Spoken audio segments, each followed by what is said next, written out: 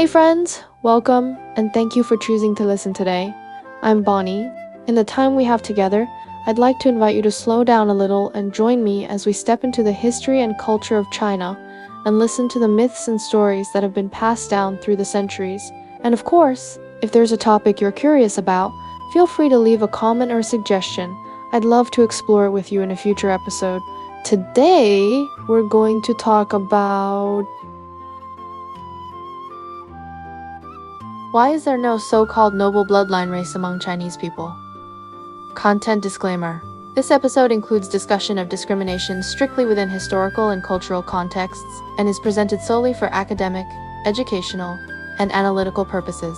Nothing in this episode is intended to express or represent political positions, contemporary viewpoints, or value advocacy, nor does it endorse, justify, or promote discrimination, hatred, violence, or harmful conduct of any kind. Listener discretion is advised. If this subject matter may be distressing, please consider skipping this episode or the related sections. Today we are talking about something that sounds fun and a little provocative. Why is there no so-called noble bloodline race among Chinese people? You may have heard that China has 56 ethnic groups, but it feels different from some other places. People do not seem to fight all day over skin color and race the same way. So, what is going on? Let us make a cup of tea. Let us travel back a few thousand years and start from the source code of Chinese bloodlines. Imagine this. You flip through your family genealogy 20 generations back, and you suddenly find a shocking fact. Your ancestors and that neighbor you disliked since childhood share the same many times great-grandfather. You would go silent on the spot. A 3,000-year-long supermixing of bloodlines. Imagine, again, you flip 20 generations back and find that your ancestors and that annoying neighbor share the same many times great-grandfather. In China, the chance of something like this is surprisingly high. In Chinese history, there were countless large-scale population reshuffles. After the Yanjia turmoil in the western Jin, more than 1 million people from the north moved south. That pushed a huge blending between north and south lineages. In Tang's dynasty Chang'an, the number of long-term foreign residents was said to be over 100,000. Persians and Arabs often married into Han families. In the Yuan dynasty, marriage between Mongols and Han people faced legal limits. But folk-level blending never stopped. In the early Ming, the migration from the Great Sephora Tree in Shanxi relocated millions across half of China. When Chinese people trace their roots, they often discover that two surname clans may have been one family 1,000 years ago. You may have heard of the ancient punishment called extermination of 9 kin groups. It sounds terrifying, but from the angle of genetic spread, it accidentally created a strange effect. Here are some historical notes. In the Ming, Feng Xiaoru was punished with extermination of 10 kin groups. More than 800 people were implicated. Whenever a dynasty changed, many members of the previous royal house were wiped out. When top ministers fell from power, their clans were often uprooted. He Shen is a famous example people mention. Now, picture this. You are eating hot pot at home. Soldiers burst in and shout that your 8th aunt-in-law, cousin-in-law, relative plotted rebellion. And you are sentenced to. You freeze and ask who that even is, because you never met him. But it does not matter. The whole family is taken away in one clean sweep. Real history is wilder than television. In the Feng Xiaoru case, Judy ordered him to write the accession proclamation. Feng refused and said he would rather die than write it. Judy said, then your 9 kin groups will be exterminated. Feng answered, even 10 kin groups then. Judy actually did it. Students and followers were counted as the 10th group. More than 800 people died together. In the Qing literary inquisitions, someone wrote a line like, Qing Wen cannot read. Why does it flip the books around? The Qing court read it as mocking them for being uneducated. Then came another chain of punishments. Your aunt marries into the Wang family, and trouble happens and the Wang family is taken. Your other aunt marries into the Li family, and trouble happens and the Li family is taken. In the end, you realize the whole city is linked by marriage ties like one giant web. Today you sentence someone to 9 kin groups. Tomorrow, someone may sentence you. After thousands of years of this, people understood one thing very clearly: whose ancestors have never been implicated, and who is truly more noble than whom. This kind of mass execution and kin extermination was brutally cruel. Exterminating the whole household meant killing the criminal and the entire family. Exterminating 9 kin groups went far wider and reached distant relatives. It was an extreme form of punishment that dragged many innocents into death. Some people joke about it, like a kin group elimination game. If a woman marries out, the husband's family can be taken too. Aunts, uncles, cousins, in-laws, all get pulled in. That is why people in stories always cry injustice. Because someone they never met in their whole life got executed and they got taken with him. People also mention extermination of 10 kin groups. That one is not always reliable in casual retellings. But if you want the truly verified, worst case, the Fang shower case is the one everyone points to. Now let us get serious for a moment. Do you know that one line, like ancestors above, can stand behind you like a city of people? Imagine your father and mother behind you, and behind them, their parents. And behind them, their parents. If we do not even count a lot, just 18 generations. Some people say you could have around 520,000 ancestral slots. Right now you may feel that is nothing, but think again. If you cut away half by random chaos, then half again in the War of the 8 Princes, then half again in later turmoil, then half again in the 3 Kingdoms era. If just one crucial link breaks, you might not exist today. So if you trace far enough back into history, Chinese people often have some distant blood connection with people around them. So why is there no noble bloodline in China?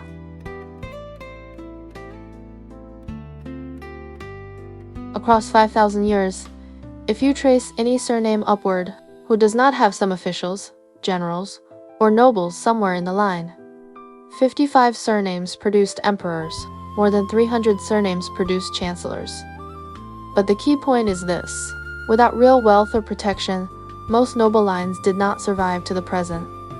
If you do rough math from major wars in Chinese history, in the warring states, turmoil cut the population massively.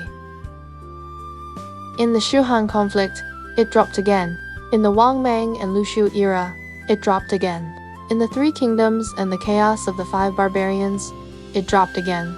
In rebellions and civil wars, it dropped again. In the 5 dynasties and 10 kingdoms, it dropped again. Then the Qing conquest and massacres like Yangzhou and Jiading brought more devastation. If your ancestors did not have resources or strong networks, they could not last. So people joke that pets have bloodlines, and if a commoner with the surname Zhang claims a divine ancestor, someone else can claim the Jade Emperor too. Now imagine every dynasty change like a server reset. A large part of the small group at the top gets wiped out. The ones who keep the line going are often ordinary people. After dozens of resets across thousands of years, many living Chinese today likely share a few patterns. Their ancestors were not emperors. Otherwise, the line would likely have been cut. Their ancestors were not top-level power ministers. For the same reason, their ancestors were good at staying alive quietly. They survived by keeping their heads down. So there is a popular joke online. In China, do not brag that your ancestors were royal.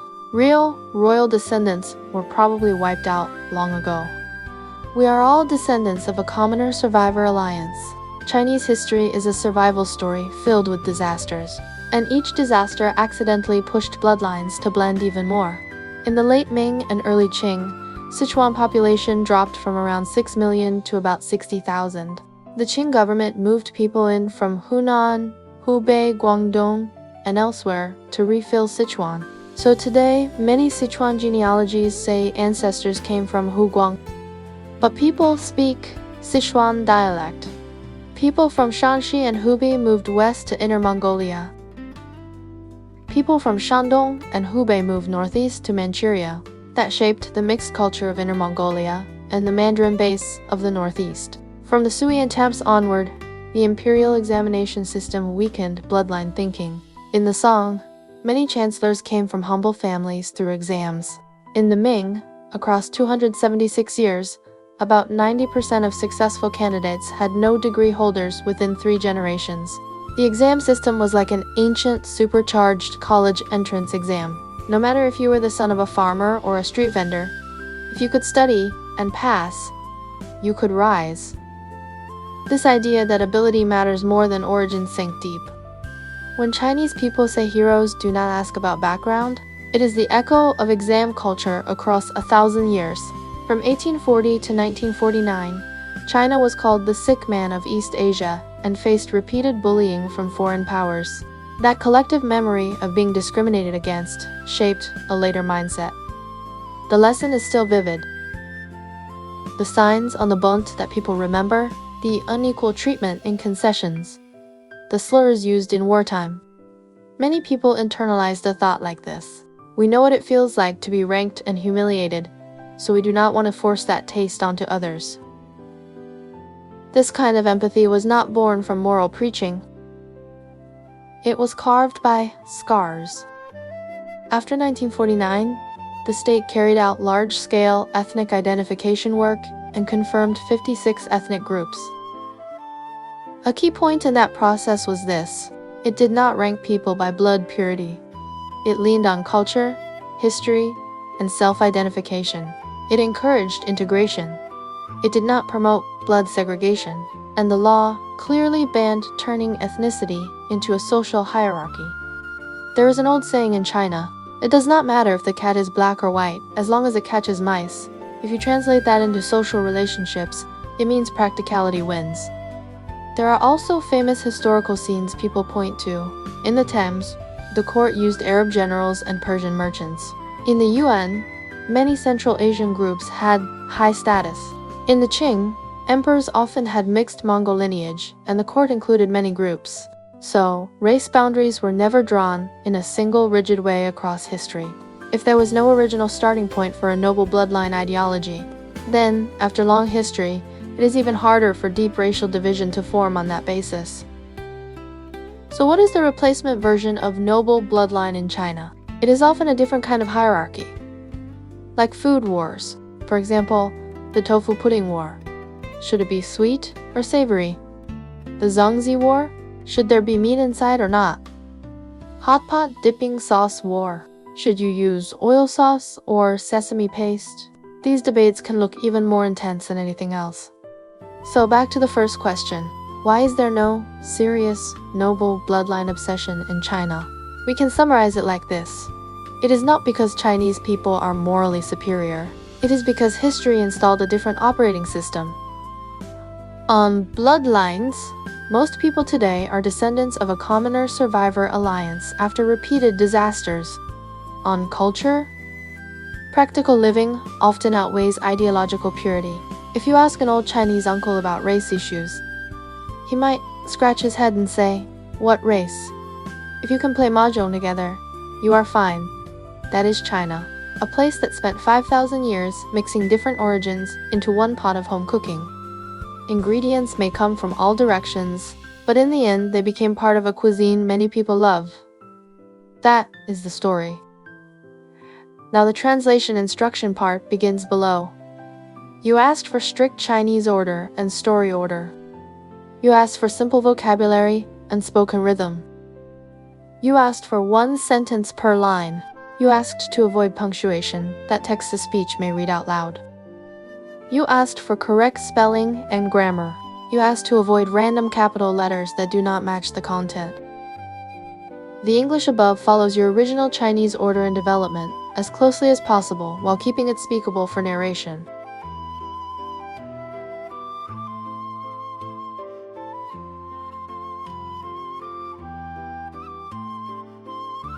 And that brings us to the end of today's episode. If there's anything you'd like to learn more about when it comes to Chinese culture, history, or mythology, feel free to leave a comment.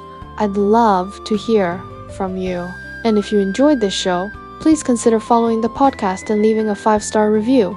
Your support truly means a lot to me, and it's the biggest motivation for me to keep creating new episodes.